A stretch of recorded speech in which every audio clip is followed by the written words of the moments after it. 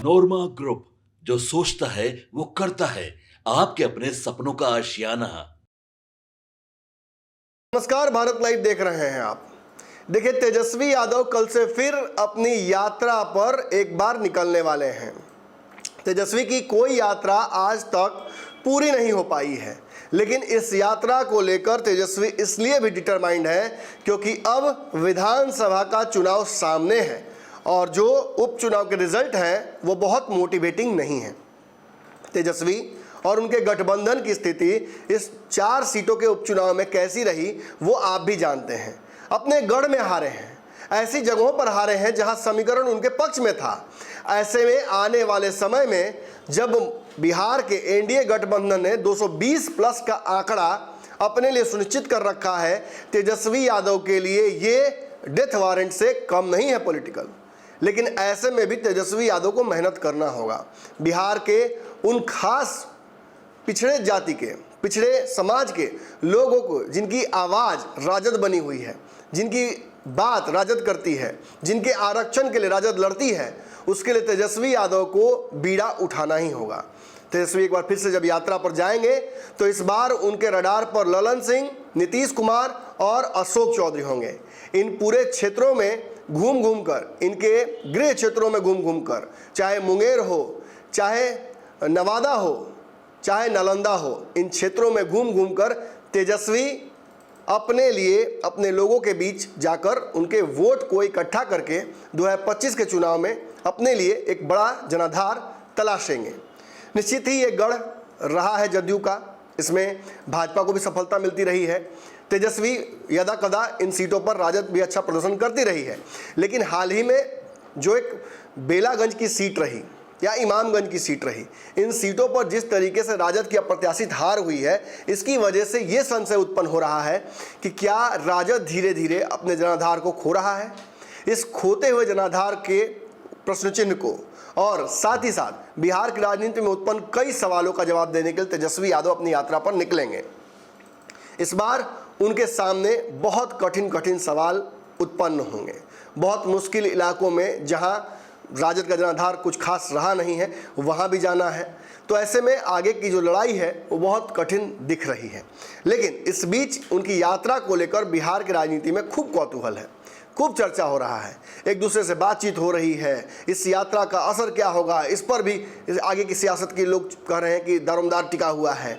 नीतीश कुमार क्या इशारों में तेजस्वी यादव से जो बातचीत कर रहे थे, उसकी वजह से दोनों में फिर एक दोस्ती की शुरुआत हो जाएगी, या फिर नीतीश कुमार जिस गठबंधन में है उसी में रहेंगे। देखिए, कुछ जानकार तो ये कह रहे हैं कि तेजस्वी यादव की यात्रा पर सब कुछ डिपेंड करता है। अगर उनकी यात्रा में बड़ा जनाधार, जनसमूह, लोगों का समर्थन मिलता है और अगर उस यात्रा से कोई फायदा होता है तो नीतीश कुमार को ये हिलाने के लिए काफ़ी होगा।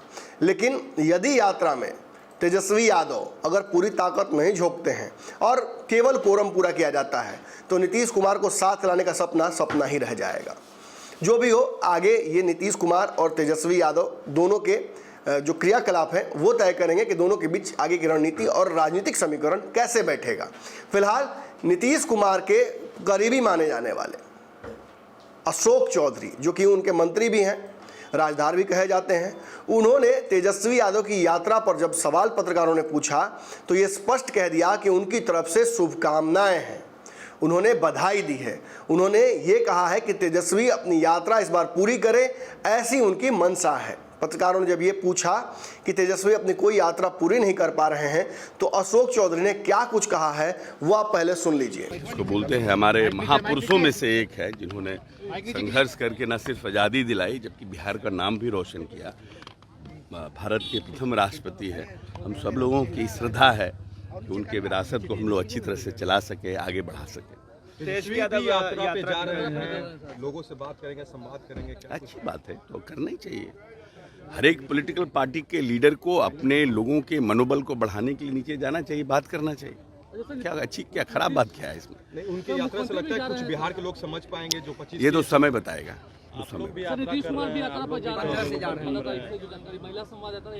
कब से जा रहे हैं इनकी जानकारी नहीं है, लेकिन माननीय नेता यात्रा पर जा रहे हैं और कोई ये पहली बार नहीं जा रहे हैं। अपने 19 वर्ष के कार्यकाल में बहुतेरे यात्राएं माननीय नेता ने किया है।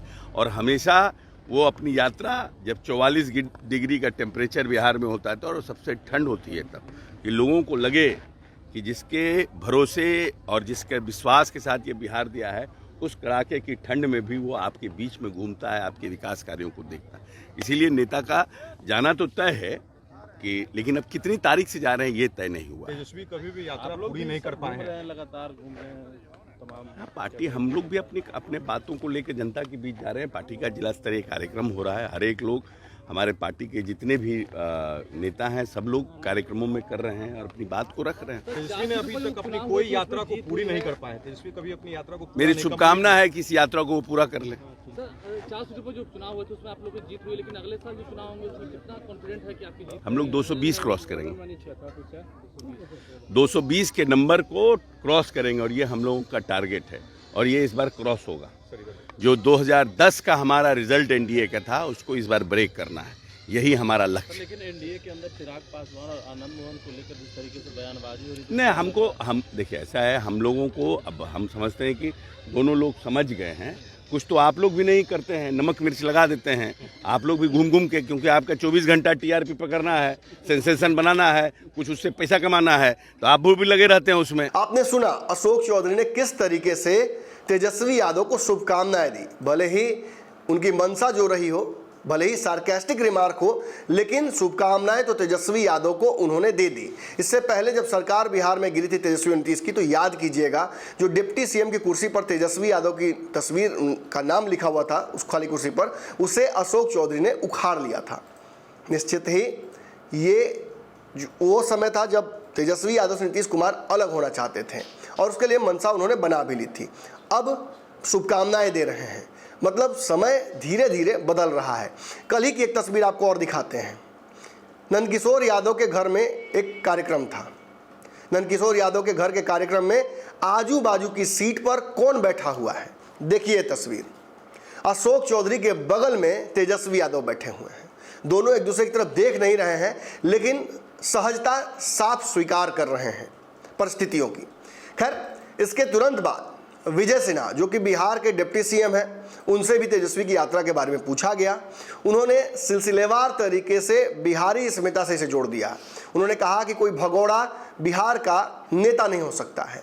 तेजस्वी यादव अपनी यात्राओं को लेकर कभी भी पूरी तरह से डेडिकेटेड नहीं रहे हैं, वो इसी तरह से राजनीति भी करते रहे हैं। सुनिए क्या कुछ कहा है उन्होंने पहले। डॉक्टर राजेंद्र बाबू बिहार के गौरव थे और बिहार के मिट्टी का, बिहार की पहचान को देश के संविधान में आज जो 22 भाग है, जिसमें 19 भाग के 9 भाग लगभग बिहार के विरासत को सुसज्जित किए हैं।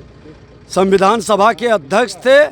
ऐसे महापुरुष पर पूरा बिहार, पूरा देश गौरवान्वित है। इनके चरणों में हम पुष्पांजलि सदा सुमन अर्पित करते हैं। तेजस्वी भी यात्रा पे जा रहे हैं सर, बिहार के लोगों से मिलेंगे, बात करेंगे, समझाएंगे।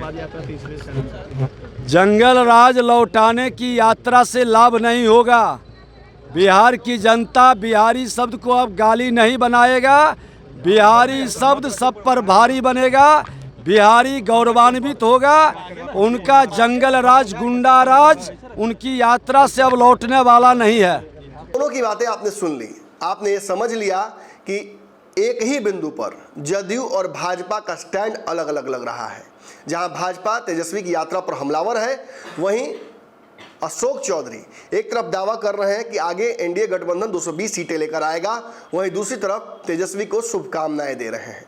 हो सकता है अशोक चौधरी की शुभकामनाओं के पीछे भी उनकी सार्कास्टिक जो कहा सकता है रिमार्क्स हों, लेकिन समय के साथ साथ अशोक चौधरी का जो पैटर्न है तेजस्वी यादव के प्रति, उस व्यवहारों का पैटर्न वो धीरे धीरे बदलता नजर आ रहा है। ऐसे में ये सियासी कयास जरूर लगाए जाएंगे कि क्या नीतीश और तेजस्वी विधानसभा चुनाव से पहले एक हो सकते हैं।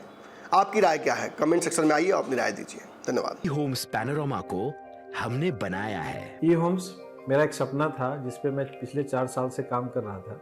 हमने जो बनाया है वो सबने है माना। ई होम्स पैनोरामा में हो आपका भी आशियाना। और फाइनली हमने 2021 में इस प्रोजेक्ट को लॉन्च किया। बहुत लोग अप्रिशिएट कर रहे हैं कि पूर्णिया जैसे शहर में बिहार के, एक तो बिहार की बात करें उसमें भी पूर्णिया जैसे छोटे जगह में इस तरह का लाइफस्टाइल देना, ये सुन के हम लोगों को बहुत अच्छा लगता है। ई होम्स में हमने कुछ और भी किया है, जैसे हम जिस जगह में रह रहे हैं हमारे फैमिली सिक्योर हो, उनको सिक्योरिटी का ध्यान में रखा है।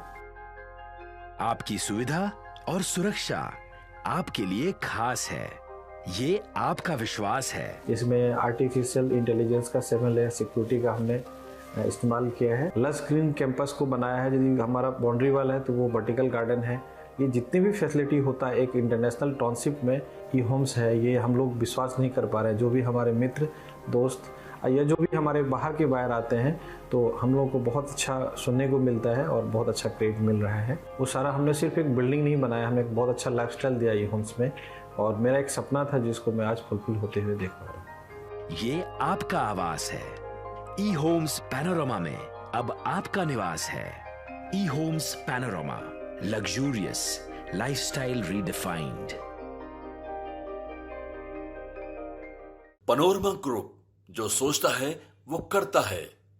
अगर ये वीडियो पसंद आई और वह बिहार के राजनीति और बिहारियत से सरोकार रखेनी तो सब्सक्राइब बटन दबा के चैनल के सब्सक्राइब कर ली। ओजे एगो घंटी बा, ओकरा बटन दबा देला से कुल सटीक और मारक खबर रुआ मुफ्त में मिल जाई।